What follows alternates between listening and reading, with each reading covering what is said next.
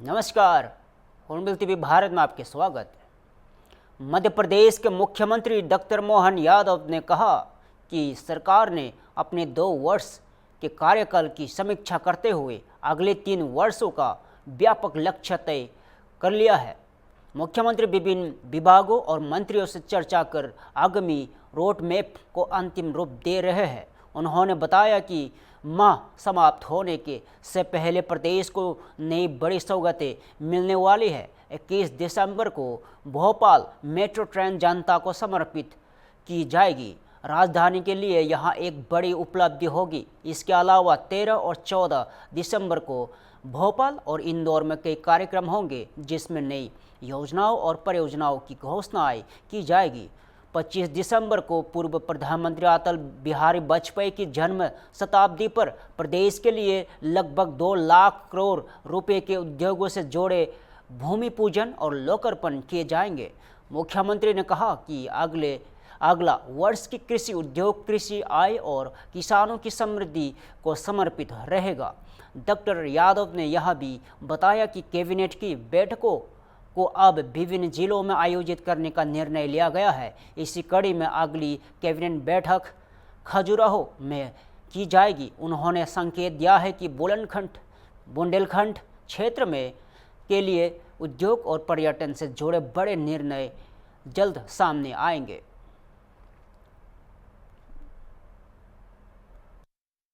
और ये जो हमारा प्रयोग हो रहा है कि हम अलग अलग क्षेत्र के विकास की दृष्टि से कैबिनेट भी वहीं जाके करें, ताकि उस क्षेत्र को भी लाभ मिले, मंत्रीगणों को भी और जनता को भी, दोनों के बीच की दूरी आनंद के साथ एक दूसरे को समझने में भी समय लगे।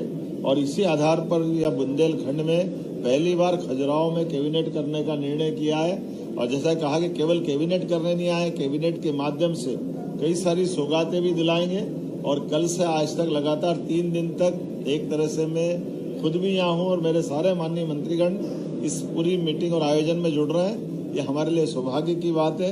मैं अपनी ओर से एक बार फिर आप सबका स्वागत करता हूँ और जनता के माध्यम से हमारी सरकार को जो सहारा संबल मिला था माननीय प्रधानमंत्री के नेतृत्व में, हम सब जन कल्याणकारी कामों में लगातार लगे रहे। ये मैंने पूर्व में भी कहा कि हमने 2 साल के कामों की समीक्षा और आने वाले 3 साल के टारगेट तय करने का निर्णय किया और इसीलिए अलग अलग मंत्रियों से विभागवार चर्चा करने का दौर प्रारंभ किया।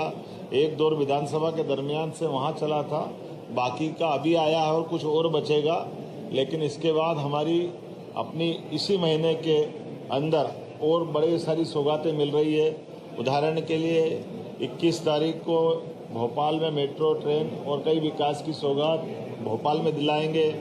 13 और 14 तारीख के दिन इंदौर और भोपाल में कुछ अलग अलग कार्यक्रम होने वाले हैं। 25 तारीख को अटल जी की जन्म शताब्दी के समापन के साथ हम लगभग 2 लाख करोड़ के अलग अलग उद्योग के भूमि पूजन लोकार्पण के काम संपन्न करने वाले हैं। अगले साल की प्लानिंग भी हम लोगों ने तैयार कर ली है।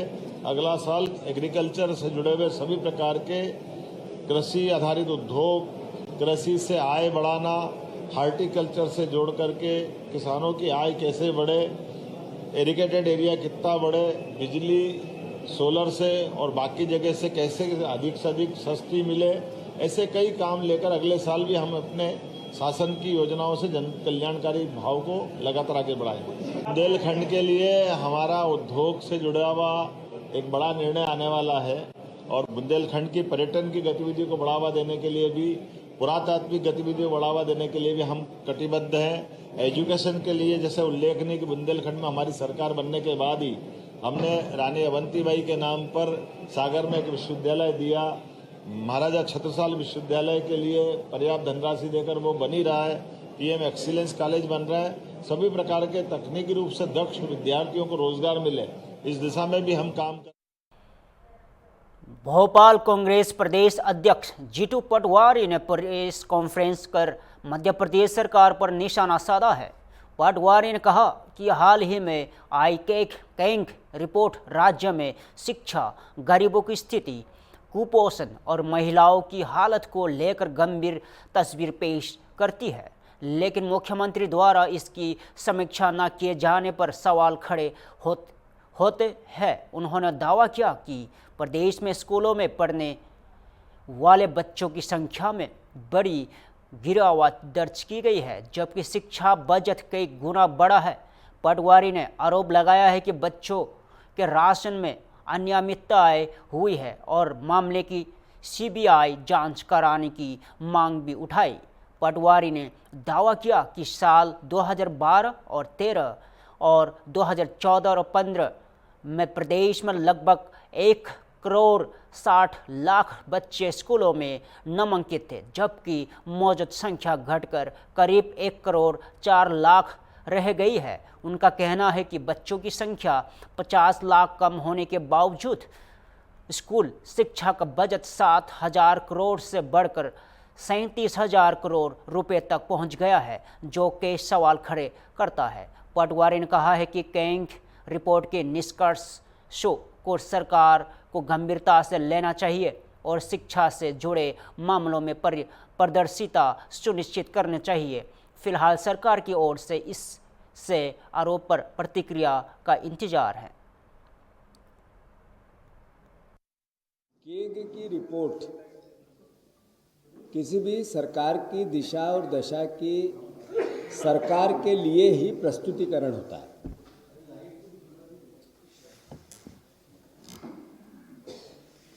जो नरेंद्र मोदी जी के अलग अलग एजेंसियों के आंकड़े हैं, वो मध्य प्रदेश के शिक्षा को लेकर, यहाँ की गरीबी को लेकर, यहाँ के कुपोषण को लेकर, यहाँ की महिलाओं की शारीरिक रूप से जो कमियां होती है शरीर में, उसको लेकर कई रिपोर्ट्स मीडिया के माध्यम से प्रदेश के सामने और देश के सामने आई है।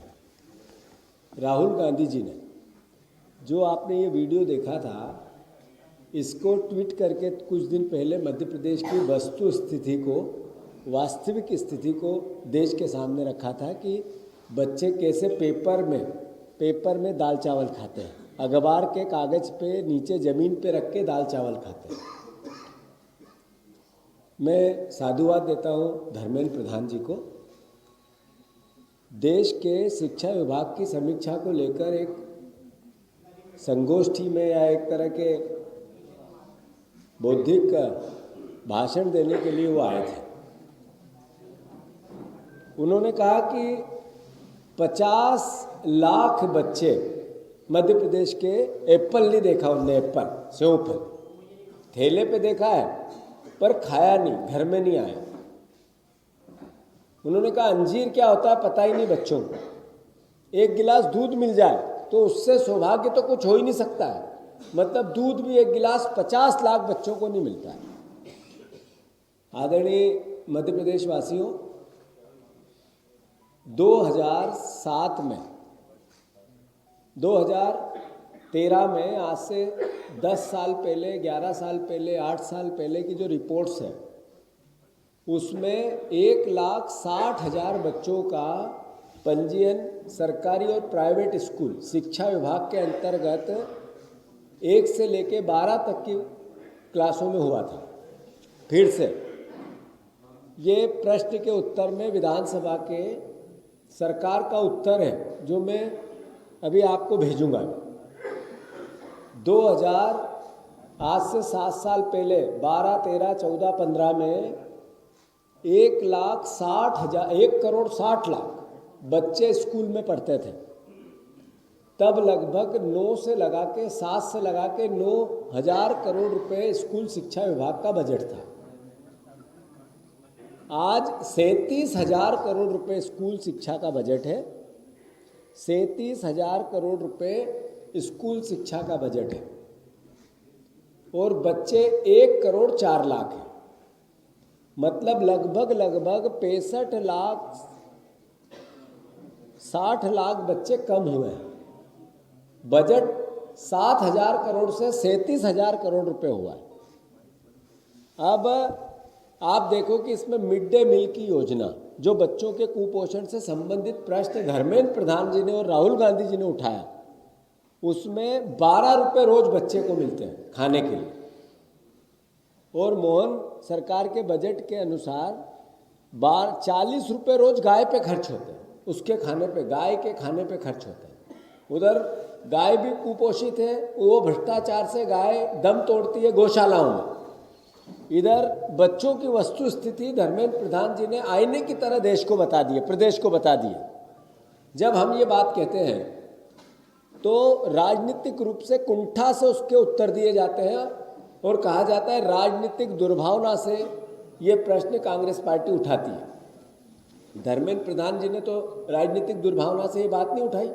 उन्होंने तो देश के काबीना मंत्री होने के नाते प्रदेश की वस्तु स्थिति को प्रदेश के सामने बताया। दूसरा, इनके पास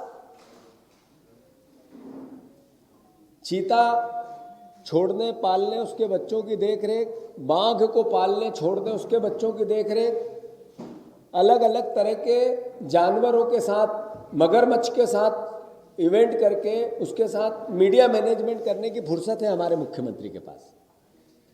बच्चों का अगर पैदा कर दिए, बाघनी ने बच्चे पैदा कर दिए तो ट्वीट करके उनकी भी उत्सव मनाने का हमारे मुख्यमंत्री के पास समय है। उसका मैं विरोधी नहीं हूं, पर मेरे बच्चे कुपोषित सबसे ज्यादा है देश में। मध्य प्रदेश के बच्चे कुपोषण में नंबर 1 है देश में। इसकी समीक्षा का मेरे मुख्यमंत्री के पास समय नहीं। आप देखो, ये अली बाबा 40 चोर के सरकार ने सारे मोहन भोग खाने में लगे, सारे, और इधर बच्चों का भोग भी यही कर रहे हैं भ्रष्टाचार से। मैं बहुत तथ्यों और तर्कों के साथ आदरणीय मुकेश नायक जी ने जिस संदर्भ में बात कही उसको आगे बढ़ा रहा हूं कि 2017-18 में, जैसा मैंने कहा, 1 करोड़ 60 लाख बच्चे थे, तो ये 24-25 में 1 करोड़ 4 लाख बच्चे कैसे हो गए? और फिर इतने साल तक, 10 साल तक इन बच्चों को, 8 साल तक का ये 50 लाख बच्चों का राशन कहाँ गया? अगर एकदम से कम हुए, जनसंख्या बढ़ी, ये तो सरकारी आंकड़े हैं, ये कोई आरोप तो है नहीं। अगर जनसंख्या बढ़ी है, बच्चे घटे हैं, प्राइवेट और सरकारी दोनों स्कूल का आंकड़ा है, तो क्या बच्चे भी पलायन कर गए हैं मध्य प्रदेश से? भोपाल में डिप्टी मुख्यमंत्री राजेंद्र शुक्ल ने प्रदेश सरकार की विकास प्राथमिकताओं और संगठनात्मक संवाद को लेकर प्रेस कॉन्फ्रेंस की। उन्होंने बताया कि सरकार लगातार जमीनी स्तर से फीडबैक ले रही है ताकि योजनाओं को और अधिक प्रभावी ढंग से लागू किया जा सके। डिप्टी सीएम ने कहा कि कार्यकर्ताओं से मिलने वाला फीडबैक सरकार के कामकाज को सुधारने में अहम भूमिका निभाएगा।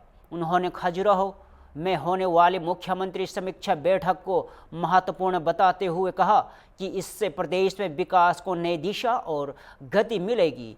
बुंदेलखंड क्षेत्र के लिए भी नई सौगातों की उम्मीद जताई गई है। राजेंद्र शुक्ला ने नदी जोड़ो योजना समेत नई परियोजनाओं की प्रगति की जानकारी दी और भरोसा दिलाया कि जल प्रबंधन और सिंचाई सुविधाओं से सुधार होगा। कांग्रेस प्रदेश अध्यक्ष जीतू पटवारी द्वारा लगाए गए आरोपों पर प्रतिक्रिया देते हुए शुक्ला ने कहा कि आरोप लगाना आसान है, लेकिन सरकार हर क्षेत्र में पूरी क्षमता से विकास कार्य कर रही है।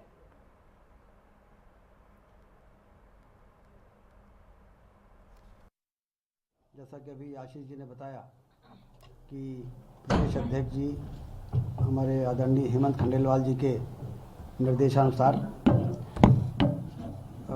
सरकार के जो भी मंत्री हैं वो पार्टी कार्यालय में 2 घंटे कम से कम समय देंगे और उन 2 घंटों के दौरान जो हमारे पार्टी के वरिष्ठ जन प्रदेश के कोने कोने से आते हैं उनको संपर्क करने का मौका भी मिलेगा और उनके माध्यम से प्रदेश की जितनी भी योजनाएं संचालित हो रही हैं उनका फीडबैक और जो महत्वपूर्ण कार्य किसी वजह से होने में कठिनाई आ रही है वो भी कार्यकर्ताओं के फीडबैक के आधार पर सरकार अपने काम को और बेहतर तरीके से संचालित कर सकेगी।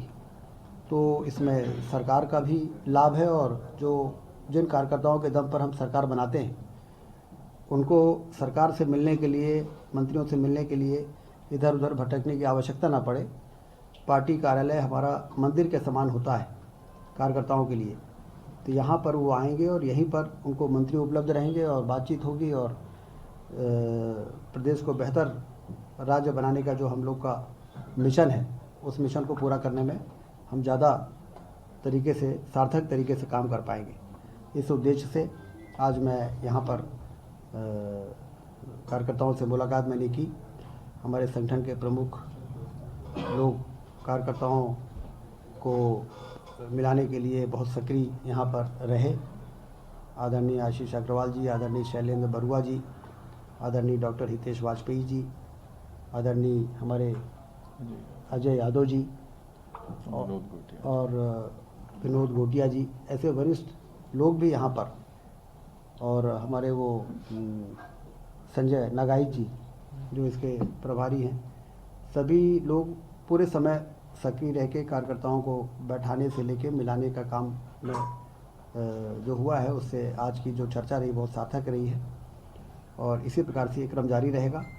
हम सबका लक्ष्य है जनता जनार्दन की समस्याओं का समाधान करना और विकास के जो बड़े काम चल रहे हैं डॉक्टर मोहन यादव जी के नेतृत्व में, प्रधानमंत्री नरेंद्र मोदी जी के मंशानुसार प्रदेश एक बेस्ट परफॉर्मिंग स्टेट के रूप में स्थापित हो, उस दिशा में हम लोग की ये जो मुलाकात और वार्तालाप है वो भी एक महत्वपूर्ण भूमिका निभाएगी। एक माइन जी आप पूछ लो। सरकार के 2 साल में बड़ी कैबिनेट बैठक, क्या सरकार के 2 साल की समीक्षा तो कर ही रहे हैं सीएम, लेकिन बुंदेलखंड को कुछ बहुत ऐतिहासिक कुछ मिलने वाला है क्या? देखिए, बुंदेलखंड को डॉक्टर आदरणीय अटल बिहारी वाजपेयी जी के विजन को बुंदेलखंड में उतारने के लिए जो काम हमारी सरकार ने इन 2 वर्षों में किया है वो अभूतपूर्व है। केन बेतवा नदी को जोड़ना मतलब पूरे बुंदेलखंड को शस्य श्यामला धरती बनाना है, क्योंकि अटल जी कहते थे कि इस देश की गरीबी को दूर करना है तो नदियों को जोड़ना पड़ेगा। नदियों को जोड़ेंगे तभी 1-1 इंच ज़मीन पर सिंचाई का पानी पहुंचेगा और धरती से दौलत पैदा होगी। तो न सिर्फ प्रधानमंत्री जी को लाके उसका भूमि पूजन किया गया बल्कि काम भी बहुत तेज़ी से चल रहे हैं। तो बुंदेलखंड में कैबिनेट की बैठक होने से विकास के कार्यों को भी गति मिलेगी और जो टूरिज़्म का एक बहुत बड़ा सेंटर है हमारा खजुराहो, वो भी चर्चा का विषय बनता है। तो इसलिए स्वाभाविक है जैसा आप कह रहे हैं कि फ़ायदा होगा।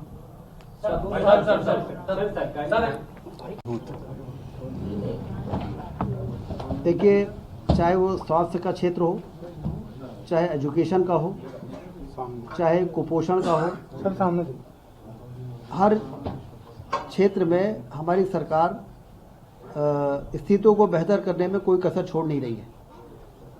प्रदेश अध्यक्ष कांग्रेस के, उनका तो आरोप लगाने के लिए आरोप लगाते जरूर हैं, लेकिन वो भी ये समझ रहे हैं, क्या इस बात से कोई इनकार कर सकता है कि जो मातृ मृत्यु दर और शिशु मृत्यु दर थी वो 175 से अब 142 पे आ गई है। जो हमारी शिशु मृत्यु दर थी तो वो फिर 50 से ऊपर थी, वो 37 में आ गई है। तो कुल मिला के हमने जो प्रयास किए, जो अधोसंरचना बनाई, जो व्यवस्थाएं शुरू की हैं, उसके कारण हम सुधार की दिशा में आगे बढ़ रहे हैं। और ये हम नहीं, ये केंद्र सरकार भी मान रही है कि इंडिकेटर्स जो हेल्थ के हैं वो सुधर रहे हैं। इसी प्रकार से कुपोषण के मामले में भी जिस तरीके से प्रधानमंत्री खाद्यान्न योजना और तमाम तरह की योजनाएं चल रही हैं, उससे स्थितियां बेहतर हो रही हैं। और इसलिए मैं ये मानता हूं कि आरोप लगाना आसान है, लेकिन इन समस्याओं के समाधान के लिए जो सरकार की जिम्मेदारी है उसका निर्वहन हम कर रहे हैं। धन्यवाद। चलिए, थैंक यू सर। देखिए, शोषण ना होने पाए इसके लिए हमारी जो मॉनिटरिंग सिस्टम है वो पूरी तत्परता से काम कर रही है। यदि कहीं लैप्सेस का पता चलता है तो पेनलाइज किया जाता है, उनके ऊपर पेनल्टी लगाई जाती है। तो इसलिए सिस्टम को यदि हम आउटसोर्स नहीं करेंगे तो हम कवरेज नहीं कर पाएंगे, और यदि हम सिस्टम को लगाते हैं तो इस प्रकार की शिकायतें यदि आती हैं तो उस पर कार्रवाई भी कर रहे हैं। तो कमलनाथ जी को इस बात के लिए संतुष्ट होना चाहिए कि जो काम कांग्रेस के लंबे समय की सरकारों में डायग्नोस्टिक और अन्य चीज़ों के लिए वो नहीं कर पाए, हमारी सरकार उसको कर रही है। चलिए, बहुत धन्यवाद आप सभी। लखनऊ में राष्ट्रीय हिंदू रक्षा परिषद के कार्यकर्ताओं ने हजरतगंज में बड़े पैमाने पर प्रदर्शन किया। कार्यकर्ताओं ने देवी देवताओं पर जातिगत टिप्पणी करने वालों के खिलाफ कड़ी कार्रवाई और देवी देवताओं के नाम से उत्पादों की बिक्री पर रोक लगाने की मांग की। पैदल मार्च लक्ष्मण मेला मैदान से शुरू होकर हजरतगंज तक पहुंचा। हजरतगंज स्थित गांधी प्रतिमा पर कार्यकर्ताओं ने प्रदर्शन किया और एसीपी के माध्यम से मुख्यमंत्री के नाम ज्ञापन सौंपा। विश्व हिंदू रक्षा परिषद ने यह प्रदर्शन शांतिपूर्ण रूप से किया और प्रशासन से आग्रह किया कि उनकी मांगों पर ध्यान दिया जाए, और प्रदर्शन में शामिल कार्यकर्ता मुख्य रूप से संगठन के स्थानीय और राज्य स्तरीय सदस्य थे।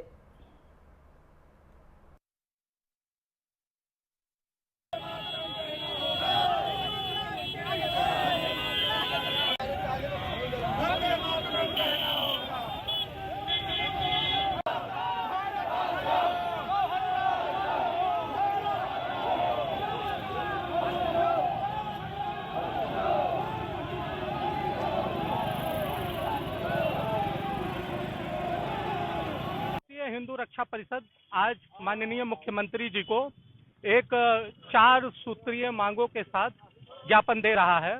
उन 4 मांगों में हमारी पहली और प्रमुख मांग ये है कि हमारे देवी देवताओं के खिलाफ, हमारे धार्मिक आस्था के प्रतीक हमारे मठ मंदिरों के खिलाफ, हमारे रीति रिवाज तीज त्योहारों के खिलाफ कोई भी व्यक्ति उठता है और अनाप शनाप टिप्पणी कर देता है, अवैध आपत्तिजनक टिप्पणी कर देता है, और फिर उसके बाद में बहुत अगर संगठन हल्ला गुल्ला मचाते हैं तो ज्यादा से ज्यादा उसका चालान कर दिया जाता है। 1 दिन के लिए 2 दिन के लिए बंद होता है और तीसरे दिन उसके अनुयायी उसको साथ में लेके जेल से निकलते हैं माला वाला पहना के, जैसे वो कोई बहुत श्रेष्ठ कार्य करके और हीरो बन के निकला हो। इस प्रक्रिया को पूरी तरह से बंद किया जाए।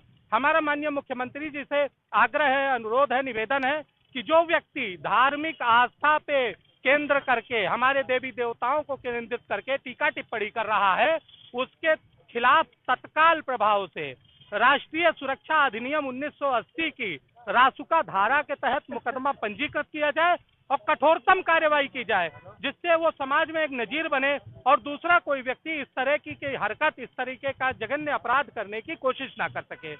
दूसरा, 2 व्यक्ति समाज में लड़ाई करते हैं, सुरेंद्र वर्मा होते हैं और राजेंद्र मिश्रा होते हैं।